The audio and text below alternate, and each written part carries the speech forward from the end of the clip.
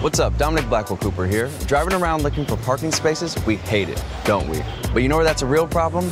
Paris. Drivers there can frequently spend up to an hour trying to find an open spot. But never fear, there's a company that's solving the Paris parking problem one space at a time.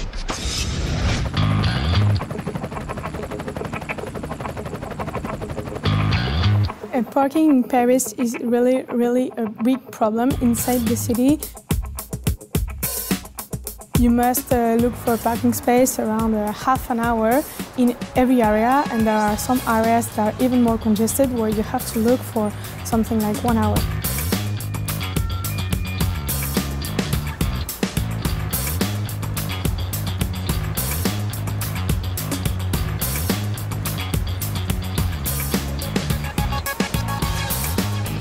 So it all started when I met my two co-founders.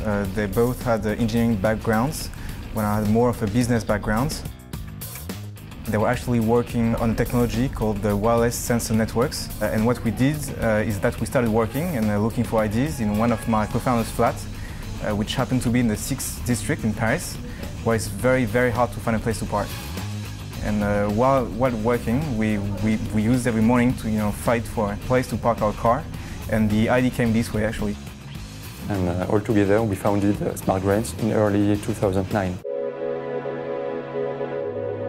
Cedric's focus is mostly on sales and marketing. Antoine and I, we focus mostly on R&D and operations. The two main innovations are the algorithm of detection of the different vehicles and the wireless network protocol that we developed from scratch. This is the wireless sensor. We call these sensors SmartGrains. It's very complex inside, but from outside it's very easy to use. It's very intuitive. We simply stick them onto the ground with some special glue. And inside you will find a circuitry, and you also have 3 batteries. It's designed to last 5 years under the harshest conditions. And then we have mobile tools in order to guide drivers and also to guide control agents. We transmit this data to a lot of applications that are both desktop, web or mobile, and that make it possible for all drivers to know where are available spaces, either on parking lots or on the streets, and that make it possible to reduce congestion, to reduce pollution. They download the app and they get a map on which they can focus. And for every level of zoom, they can get the number of available spots in the area.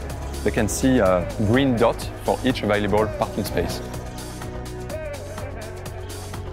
We signed on at the end of 2010 our first major customer, which is the second biggest European mall. The main problem here is that there are about 50,000 people coming every day, and it's always overcrowded. This is one of the 3,000 sensors that we are currently setting up. It detects cars. It does this by measuring the magnetic field and the variation of this field when a car arrives on the spot. And the information will hop on from one sensor to the next till it reaches the totem, which will then display the accurate number of parking places. It takes from 3 to 7 seconds to update the panel.